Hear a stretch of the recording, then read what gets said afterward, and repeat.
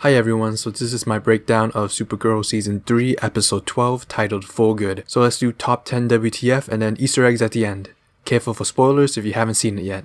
So starting with number 10, what are world killers? In the beginning of the episode, we see the group at the DEO discussing what exactly is Rain. She seemed to have all the strengths of a Kryptonian, but almost none of the weaknesses. In the previous episodes, we saw that she still had her powers on Fort Ross even without the yellow sun, and she seemed to be able to shrug off a red sun grenade and also kryptonite, potentially making her stronger than even Superman.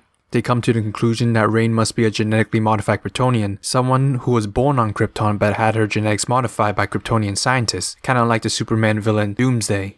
This brings them one step closer to finding out that Rain is actually their friend Samantha, who in this episode is trying to figure out exactly why is she losing part of her memory with the help of Alex. The show is still a little bit iffy about how Rain's power actually works. When she is Samantha, she doesn't seem to have any of her Kryptonian powers, and Alex is even able to draw blood from her. This brings into a host of questions of what powers does a Kryptonian human hybrid actually have, and if Samantha's daughter Ruby has powers or if she will develop powers in the future. But at number 9, You're Already Dead.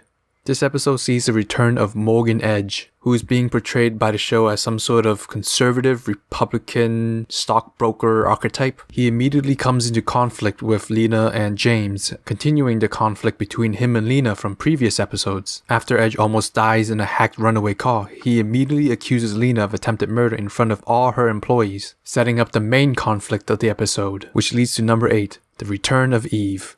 Eve is probably one of my favorite recurring characters on Supergirl. She's James' personal assistant and previously dated Mon-el, who she knew as Mike. It's a shame that the show decided to bring her back this episode by having her give Lena poison coffee, which almost kills Lena. James, the loving boyfriend of Lena, tries to chase down the killer, but the attempted poisoner dies of a mysterious gunshot wound before he's able to be captured. Which leads us to number 7, Kara risking her identity to save Lena from the poison. With no time to change into her Supergirl costume, Kara flies Lena in her arms to the DEO, where Alex diagnoses the poison as cyanide. And with Kara's freeze breath to slow down Lena's circulatory system, they're able to save her. However, later in the episode after she recovers, Lena says that she had a dream where Kara was carrying her and they were flying. Kara was able to brush this off, but this will no doubt add tension between their friendship if and when Lena finds out that Kara is in fact Supergirl. And at number 6, the Guardian vs. Morgan Edge. James as the Guardian confronts Edge about his attempted murder on Lena and warns him to stay away from her. It was awesome seeing James back in the Guardian costume. I felt like we haven't seen a lot of him this season. I wish we got to see him and Winn team up again.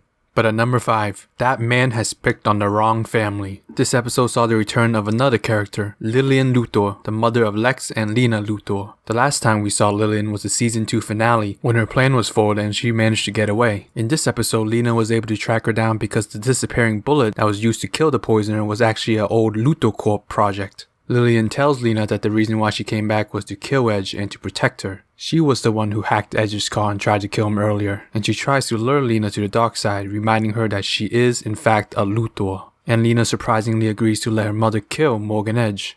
Which leads us to number 4, Edge vs. Drone. It turns out the only reason Lena agreed to allow her mother to kill Edge was because she wanted to force a confession out of him. In return for saving his life from the killer drone sent by her mother, he would confess to attempting to kill her. I love this scene because it showed how intelligent and cunning Lena is, just like her brother and mother, but unlike them, she uses her intelligence for good instead of evil. Just like in chess, she thinks 3 moves ahead. And Edge, about to be killed by the drone, finally confesses. But just when everything seemed good, Lillian shows up, leading to number 3, the lexo-suit. The iconic green and purple suit originally worn by Lex Luthor made its live-action debut last night.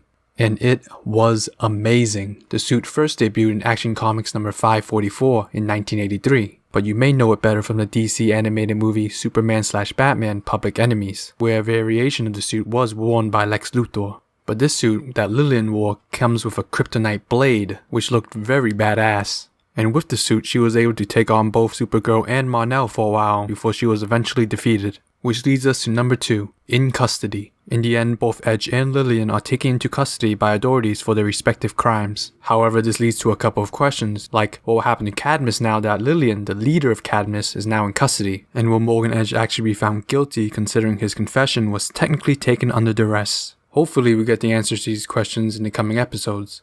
But my number 1 WTF moment? Julia Freeman, the World Killer Purity. With the help of Wynn's investigation, Kara is finally able to identify the world killer that was introduced at the end of last week's episode. She was only able to identify her because she had a prophetic dream earlier in this episode in which Julia and Rain were flying among a possibly post-apocalyptic Earth. However, from last week's episode when Julia survives a car crash, it seems clear that she has no idea that she is in fact a world killer, just like Samantha has no idea that she is in fact Rain. It's going to be interesting to see how Kara and the rest of them confront Julia about who and what she actually is, and if they get any hints leading them to connect Samantha and Rain. So those are my top 10 WTF moments. Now for the fun part, some of the Easter eggs I found this episode. When mon-el tells the group at the DEO that the Legion had to find kryptonite in the future to fight Zod, Wynn mentions that Superman had already killed Zod in this universe. This could be a reference to the movie Man of Steel, in which Superman kills Zod. Wynn also asks mon-el if Zod is resurrected in the future. This could be a reference to what Zod is doing currently in the comics. After rescuing his wife Ursa and his son-in-law Zod, otherwise known as Christopher Kent, from the Phantom Zone, the Kryptonian supervillain took control of a small planet, drawing him into conflict with the Green Lantern Corps. He is effectively resurrecting the House of Zod. We also had a Grey's Anatomy reference in this episode. When Alex was running medical tests on Samantha, she mentions that she was a doctor who had a job up in Seattle for a while. This is a clear reference to the fact that the actress who portrays Alex, Calla Lee, also played the character Lexi Gray on Grey's Anatomy for 5 years. That show was based in a hospital located in Seattle. We also finally got a mention of Maxwell Lord, who we haven't seen since season 1. James mentions him when discussing how someone hacked into his limousine and tried to drive him off a cliff. Correct me if I'm wrong, but I think this is the first reference to Maxwell Lord since the end of season 1. This makes me wonder if they're planning to bring back Maxwell Lord somewhere in the near future. We also had a Star Wars reference when Wynn was hacking into the drones when he said, "These are not the drones you're looking for." That just made me so happy. Wynn is always one of my favorite characters in any episode. So overall, this episode wasn't really that plot heavy in terms of the overall season arc of Rain and the World Killers, but I felt it helped tie up some loose plot points that was introduced earlier this season and last season, such as Lillian Luthor and Cadmus. Plus, this episode was great character development for Lena. I've really grown to like her. And I'm really afraid that when she finds out that Kara is Supergirl, she's going to turn evil like Lex or Lillian because of the hurt of the betrayal. Hopefully Kara tells her the truth before this, but we'll have to see what happens. Alright, so that's my breakdown of Supergirl Season 3, Episode 12, For Good. Let me know if I missed anything or got anything incorrect, and I'll talk to you later. Bye.